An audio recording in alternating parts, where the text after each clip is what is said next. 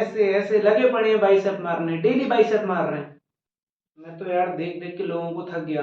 Gym में कदम रख रहे हैं केला खाते हुए, फिर बोलते हैं हमारा पंप नहीं आ रहा, हमें ब्लोटिंग हो रही है।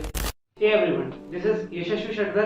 तो आज मैं आपको कुछ ऐसी मिस्टेक्स बताने जा रहा हूँ जो ऐसा बिगिनर आप जिम में करते ही करते हैं। The number one mistake is having a pre workout meal just before the gym. तो मैंने बहुत लोगों को देखा है जिम में एंटर करते हुए बनाना खाते हैं और फिर बोलते हैं पंप नहीं आ रहा।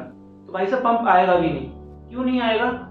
क्योंकि जब भी आप कुछ खाते हैं जस्ट बिफोर द जिम तो सारा ब्लड डाइजेस्टिव सिस्टम की तरफ चला जाता है और मसल्स को इनफ ब्लड फ्लो नहीं हो पाता है, इसलिए फिर आपको ब्लोटिंग होती है और फिर आप नोजिया फील करते हैं, आपको वॉमिटिंग जैसा फील होता है। तो हमेशा अगर आपको वर्कआउट करने जाना है और आप प्री वर्कआउट मील में कुछ खा रहे हैं तो उसको हमेशा 30 to 40 मिनट्स पहले जरूर कंज्यूम कीजिए। इससे आपकी मील भी डाइजेस्ट होगी और प्रॉपर पंप भी आएगा।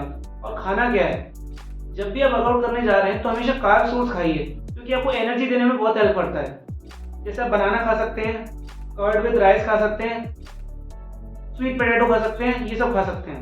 Number second is not doing proper warm ups. आप लोग क्या करते हैं, जिम में आएंगे, थोड़ा हल्का इधर स्ट्रेच किया, थोड़ा उधर स्ट्रेच किया, शोल्डर रोटेट कर लिया और सीधा डंबल से मशीन पर स्विच कर जाते हैं।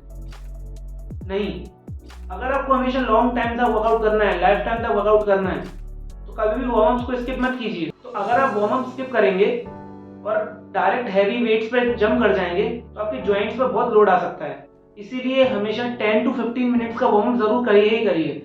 जैसे अगर आप लेग्स कर रहे हैं तो अपने लेग्स को स्ट्रेच कीजिए, बॉडी वेट स्क्वाट्स कीजिए।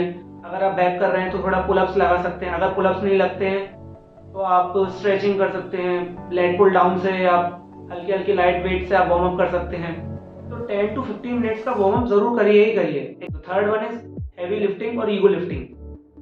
मैंने बहुत लोगों को जिम में देखा है इतने गलत फॉर्म से एक्सरसाइज करते हैं, ऐसा बिगिनर इतने गलत फॉर्म से कि डर लगता है कि उन्हें इंजरी ना हो जाए। बिल्कुल डेडलिफ्ट तो मैंने देखा है कि बिल्कुल सपोर्ट दे के ऐसे उठा रहे होते हैं लोगों को कि उनकी बैक बोन तो पता नहीं क्या ही गई, लोअर बैक उनकी।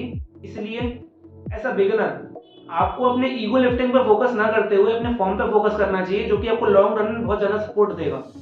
अगर आप अपनी फॉर्म को फोकस करेंगे तो आप देखेंगे धीरे धीरे आप प्रोग्रेसिव ओवरलोड करते चले जाएंगे। प्रोग्रेसिव ओवरलोड क्या होता है उसके लिए भी मैं अलग से वीडियो बना दूंगा। Fourth one is training same muscle every day. ऐसे ऐसे ऐसे लगे पड़े हैं डेली डेली बाइसेप्स मारने। मुझे समझ में ही नहीं आता डेली बाइसेप्स मारने से क्या आपका आर्म्स ग्रो हो जाएगा? बिल्कुल नहीं होगा गाइस, बिल्कुल भी नहीं होगा। क्योंकि अगर आप ऐसे डेली डेली आर्म्स मारेंगे तो वो भी तो यार मसल है, उसको भी तो रेस्ट चाहिए, रिकवरी चाहिए, प्रॉपर न्यूट्रिशन चाहिए। आप अपने हर एक बॉडी पार्ट को ट्रेन कीजिए और उसको प्रॉपर एक रेस्ट और एक प्रॉपर रिकवरी दीजिए, प्रॉपर न्यूट्रिशन दीजिए, तब वो जाके ग्रो करेगा। डेली एक एक बॉडी पार्ट को मारने से ही ग्रो नहीं करता वो। हर दिन आपको अलग अलग बॉडी पार्ट मारने हैं और एक प्रॉपर वर्कआउट रूटीन फॉलो कीजिए। अगर वो भी नहीं पता है तो उसके लिए भी मैं वीडियो बना दूंगा कि आपको कौन सा वर्कआउट कब करना चाहिए, कौन सी मसल कब ट्रेन करनी चाहिए।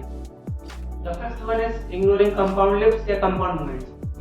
अब कंपाउंड मूवमेंट्स होते क्या हैं? कंपाउंड मूवमेंट जैसे डेडलिफ्ट हो गया, bench press, squat, bent over rows and barbell rowing. तो हमेशा बाइसेप ट्राइसेप ये मशीन मूवमेंट से नहीं मारने हैं, आपको कंपाउंड मूवमेंट्स भी करने हैं। इससे क्या होगा, आपकी ओवरऑल बॉडी में स्ट्रेंथ आएगी और आप अच्छी लिफ्ट्स कर पाएंगे और आप देखेंगे कि आप अच्छे से प्रोग्रेसिव ओवरलोड भी कर पाएंगे। फिर the sixth one is nutrition. आप क्या सोचते हैं आपकी बॉडी जिम में बनती है?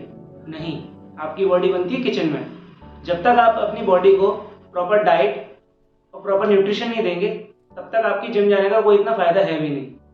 आप अपनी बॉडी को proper carbohydrate, fat and protein, ये आप तीनों चीज़ें फुलफिल करना ही है और उसमें फाइबर भी होना चाहिए, विटामिन्स एंड मिनरल्स।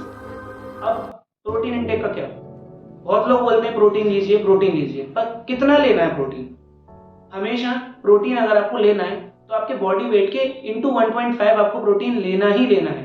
इससे ज़्यादा भी ले सकते हैं, इंटू 2 तक भी जा सकते हैं, पर वो बहुत ज़्यादा हो जाएगा। पहले आप 1.5 से शुरू कीजिए।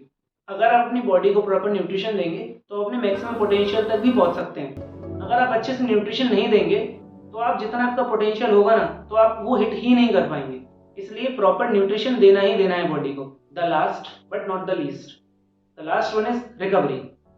जब तक आप अपनी बॉडी को प्रॉपर रिकवरी नहीं देंगे, प्रॉपर स्लीप नहीं देंगे, तब तक आपकी बॉडी ग्रो करेगी ही नहीं। जितना इंपॉर्टेंट न्यूट्रिशन है एंड ट्रेनिंग है, उससे भी ज़्यादा इंपॉर्टेंट है रिकवरी। आपको कम से कम 7 से 8 घंटे की स्लीप, प्रॉपर स्लीप। अगर आप अच्छे से नहीं सो रहे हैं या लेट नाइट सो रहे हैं या बहुत देर देर तक आप रील्स स्क्रॉल करते हैं या जागते रहते हैं, तो आपकी प्रॉपर रिकवरी हो ही नहीं पाएगी। जब आप प्रॉपर रेस्ट देते हैं, प्रॉपर नींद लेते हैं, तब आपकी बॉडी आगे रिकवर होती है और आगे आने वाली ट्रेनिंग के लिए तैयार होती है। अगर आप प्रॉपर स्लीप नहीं लेंगे या प्रॉपर रिकवरी नहीं देंगे अपनी बॉडी को, तो आप देखेंगे तो आपकी जो आगे आने वाली ट्रेनिंग है उसमें बहुत हिंड्रेंस आएगा। इसलिए प्रॉपर रेस्ट उतना ही इंपॉर्टेंट है जितना न्यूट्रिशन है। तो ये था आज का वीडियो। अगर वीडियो पसंद आए तो लाइक करिए, कमेंट में बताइए कि आगे किस और टॉपिक पे वीडियो चाहिए, and please do subscribe my channel. Thank you so much.